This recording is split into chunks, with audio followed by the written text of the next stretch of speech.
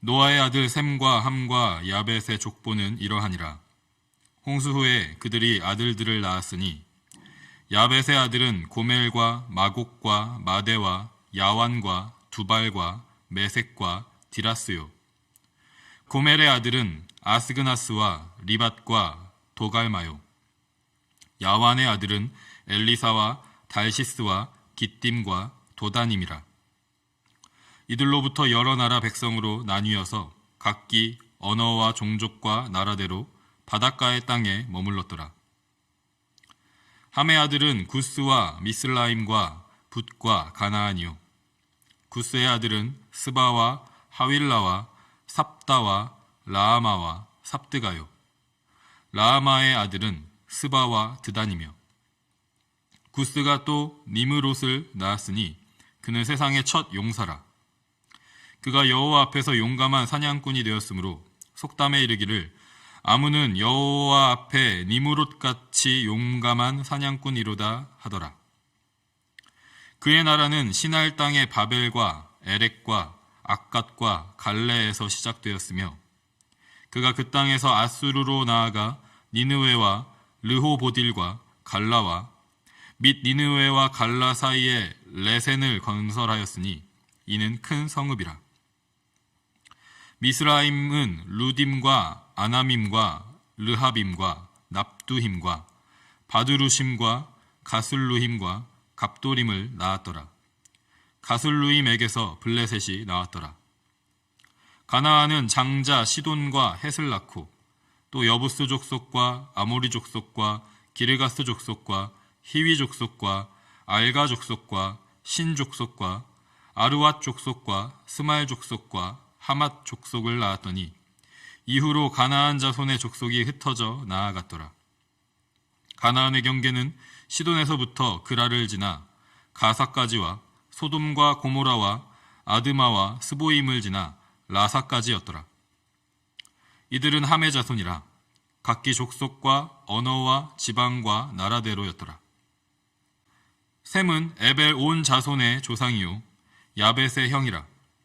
그에게도 자녀가 출생하였으니 셈의 아들은 엘람과 아수르와 아르박삿과 룻과 아람이요.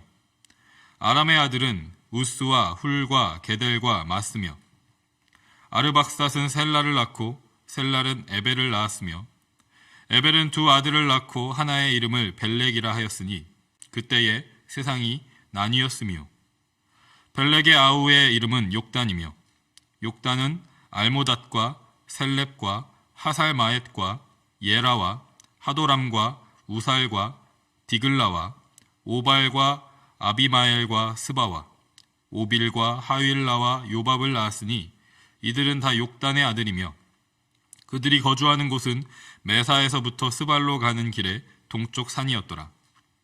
이들은 셈의 자손이니 그 족속과 언어와 지방과 나라대로였더라. 이들은 그 백성들의 족보에 따르면 노아 자손의 족속들이요 홍수 후에 이들에게서 그 땅의 백성들이 나뉘었더라. 아멘.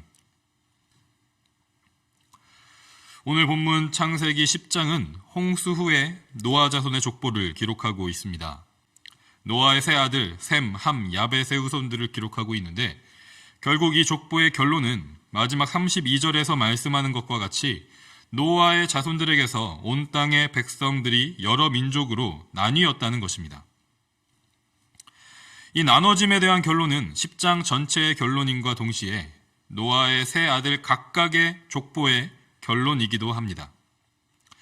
야벳의 족보 마지막 9절 5절에 이들로부터 여러 나라 백성으로 나뉘어서 각기 언어와 종족과 나라대로 바닷가의 땅에 머물렀더라 라고 기록하고 있고 함의 족보 마지막 9절 20절에는 이들은 함의 자손이라 각기 족속과 언어와 지방과 나라대로였더라 라고 기록하고 있고 셈의 족보 마지막 9절 31절에도 이들은 셈의 자손이니 그 족속과 언어와 지방과 나라대로였더라 라고 기록하고 있습니다. 우리는 본문의 결론이 11장의 내용과 맥락을 같이 한다는 것을 이미 알고 있습니다. 온 땅의 언어와 말이 하나였으나 바벨탑 사건으로 인해서 하나님께서 온 땅의 언어를 혼잡하게 하시고 사람들을 온 땅에 흩어지게 하셨다는 것을 알고 있습니다. 10장의 족보는 노아의 자손들 가운데 누구로 인해서 이 바벨탑 사건이 시작되었는지를 자세하게 기록하고 있습니다. 그는 함의 손자이면서 구스의 아들인 니므롯입니다. 본문은 그에 대해서 이렇게 기록하고 있습니다. 구스가 또 니므롯을 낳았으니 그는 세상의 첫 용사라. 그가 여호와 앞에서 용감한 사냥꾼이 되었으므로 속담에 이르기를 아무는 여호와 앞에 니므롯같이 용감한 사냥꾼이로다 하더라. 아멘. 니므롯은 홍수 이후 세상의 첫 용사입니다. 여호와 앞에서 용감한 사냥꾼입니다. 그에 대한 속담이 있을 만큼 사람들 사이에서 유명한 자입니다. 언뜻 들으면 우리는 니므롯을 하나님 앞에서 용감하고 용맹함으로 인정받는 뛰어난 사람으로 생각할 수 있습니다. 실제로 그는 강한 힘을 소유한 인물이었을 것입니다. 그 힘으로 사나운 짐승을 사냥하기도 하고 위협에 맞서서 용감하게 싸워 이긴 인물이었을 것입니다. 여호와 앞에서 하나님께서 보시기에도 대단한 힘을 소유한 인물이었습니다. 그런데 10절부터 12절에 그가 그 힘으로 한 일을 우리는 주목할 필요가 있습니다. 니므롯은 시날 땅에서 시작해서 아수르에 이르기까지 그의 나라와 큰 성읍을, 큰 도시를 건설했다고 기록하고 있습니다. 그런데 그 도시가 바로 11장에 기록된 사람들이 시날 평지에 거주하면서 세운 바벨탑이 건설된 곳입니다. 니므롯은 그 이름의 뜻이 반역이라는 뜻입니다. 그 이름의 뜻대로 자신이 가진 힘과 능력을 하나님을 대적하고 반역하는 일에 사용한 것입니다. 홍수 후에 하나님께서는 노아와 그 자손에게 무지개 언약을 통해서 생육하고 번성하라고 말씀하시면서 다시는 물로 세상을 멸하지 않으신다고 약속하셨습니다. 노아의 자손들과 온 만물을 보호하시고 다스리시는 주권자는 오직 하나님이시라는 것을 확실한 언약의 증거로 말씀하신 것입니다. 하지만 이 언약을 받은 지 불과 3세대 만에 약 100년의 시간밖에 지나지 않은 시점에서 다시 사람 스스로 자신의 힘과 능력으로 자신을 보호할 수 있다는 교만에 빠진 것입니다. 하나님을 반역하고 자신이 다스리는 나라와 도시를 건설하고 있는 것입니다. 그 도시에 하늘에 닿을 만큼 높은 탑을 쌓아서 스스로가 하나님이 되려는 죄악을 범하고 있는 것입니다. 사실 니므롯의 이러한 모습은 새로운 것이 아닙니다. 인류 최초의 살인죄를 범한 가인, 하나님께 의로운 예배를 드린 동생 아벨을 죽이고도 하나님을 두려워하지 않고 죄에 대한 벌을 받아들이지 않았던 가인에게 그럼에도 불구하고 하나님께서는 은혜를 베푸셨습니다. 가인을 죽이는 자는 벌을 7배나 더 받을 것이라고 말씀하시면서 가인에게 표를 주시고 죽임 당함을 면하게 하셨습니다. 그런데 그 후에 가인이 제일 먼저 한 일은 성을 쌓은 것입니다. 하나님의 약속이 있음에도 불구하고 그는 자신의 힘을 더 의지함으로 자기 아들의 이름을 딴 도시를 세웠습니다. 이것이 타락한 인간의 모습인 것입니다.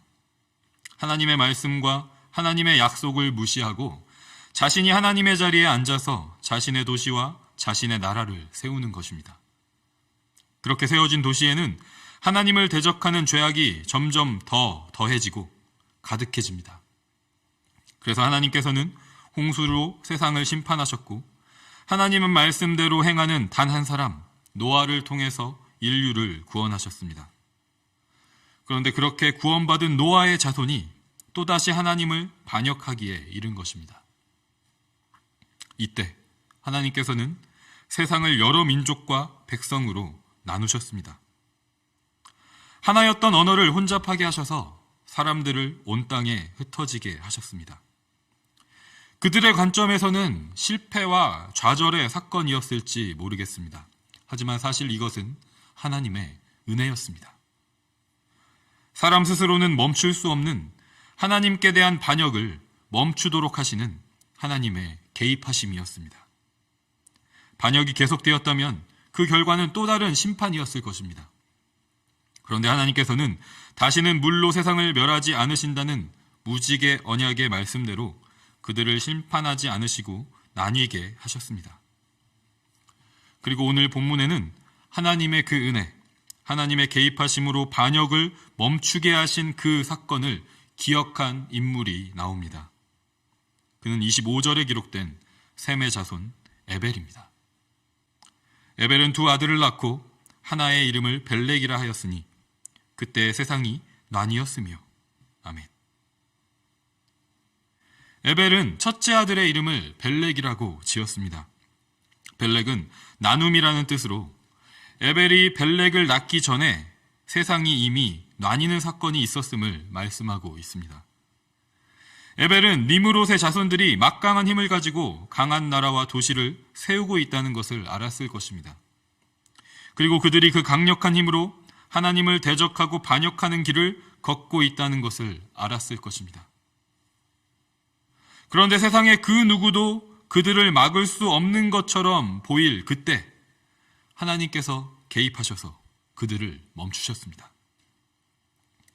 비록 시날 땅이라는 물리적으로 멀리 떨어진 곳에서 일어난 일이었지만 하나님의 개입하심은 에벨에게도 실제적인 것이었습니다. 왜냐하면 하나였던 언어가 나뉘었기 때문입니다. 당장 그가 원래는 말이 통하던 주변 사람들, 이웃들과 대화가 불가능해졌을 것입니다. 에벨은 이 사건을 통해서 하나님이 누구신지를 실제적으로 경험했습니다.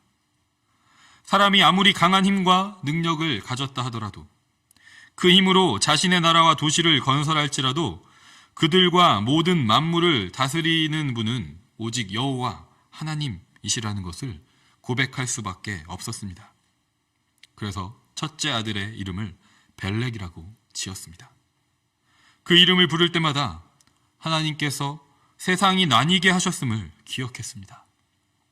하나님께 대한 반역을 멈추게 하신 하나님의 은혜를 기억한 것입니다. 그리고 에벨과 벨렉으로 이어지는 자손들로부터 믿음의 조상 아브라함이 선택을 받았습니다.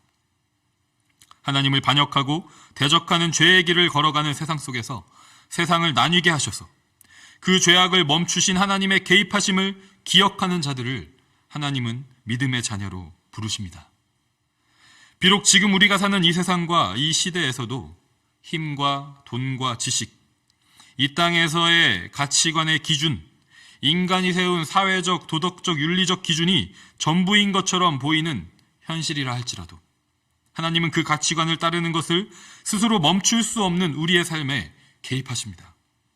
개입하셔서 멈추게 하십니다. 그래서 세상의 가치관으로부터 우리를 나뉘게 하십니다. 우리를 하나님의 거룩한 백성으로 구별하십니다. 지금 우리 개인과 가정과 공동체의 삶에 하나님의 개입하심으로 멈춰주셔야 할 죄악은 무엇입니까? 멈추지 못하고 따르고 있는 이 세상의 가치관은 무엇입니까? 우리를 거하게 하신 이 땅 캐나다에, 우리의 조국 대한민국에, 그리고 온 세계에 스며들어 있는 스스로 멈출 수 없는 하나님께서 멈춰주셔야만 하는 죄악과 가치관은 무엇입니까? 우리는 이 세상의 가치관을 따르는 죄악을 스스로 멈출 수 없습니다. 그래서 오늘 우리에게 그 죄악으로부터 우리를 나뉘게 하시는 은혜가 필요한 것입니다. 이 나뉘게 하시는 은혜, 구별하시는 은혜를 간구하는 이 아침이 되기를 소망합니다. 그리고 에벨처럼 그 은혜를 기억하는 이 아침이 되기를 소망합니다. 그때 세상이 우리에 대해서 뭐라 판단할지라도, 잠시 잠깐인 이 세상에서 겉으로 보기에 우리가 초라하게 보일지라도 하나님께서 우리를 이 세상과 나뉘게 하시고 구별하셔서 영원한 하나님 나라의 백성으로 하루하루 인도해 가시는 가장 복된 우리의 인생이 되기를 간절히 소망하고 축복합니다.